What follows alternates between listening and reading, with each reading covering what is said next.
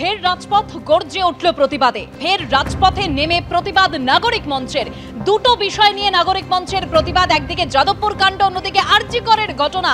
নাগরিক মঞ্চের প্রতিবাদ, দুটো মিছিল, একদিকে হাজরা থেকে রবীন্দ্র সদন পর্যন্ত একটি মিছিল, যে মিছিল ইতিমধ্যেই রবীন্দ্র সদনে পৌঁছে গিয়েছে। অন্যদিকে ধর্মতলা থেকে রবীন্দ্র সদন পর্যন্ত একটি মিছিল। দুটি মিছিল থেকেই আমাদের প্রতিনিধি সন্দীপ সরকার এবং সুদীপ্ত আচার্য রয়েছেন। প্রথমেই সন্দীপ,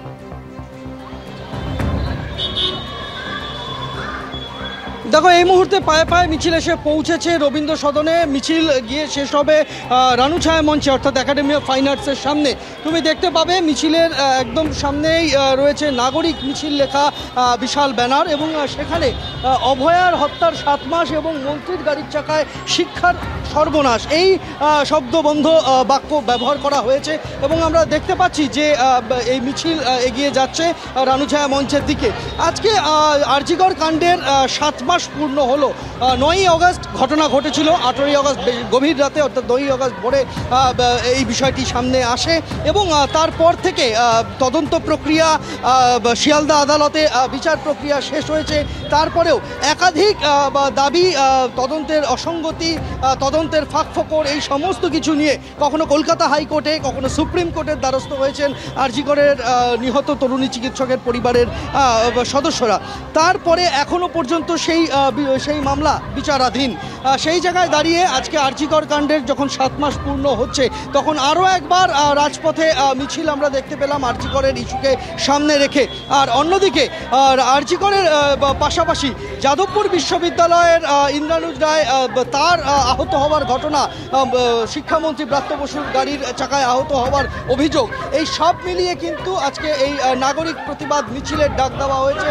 যে মিছিল তুমি দেখতে পাচ্ছ যে এই মুহূর্তে এক্সাইড মোড় পার করছে, এবং মিছিল আর কিছুক্ষণের মধ্যেই গিয়ে পৌঁছবে রানুছায়া মঞ্চে।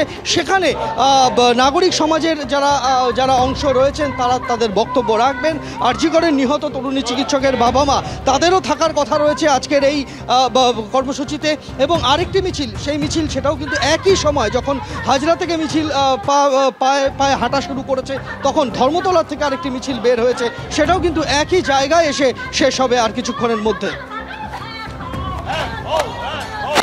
সন্দীপ, সঙ্গে থাকো।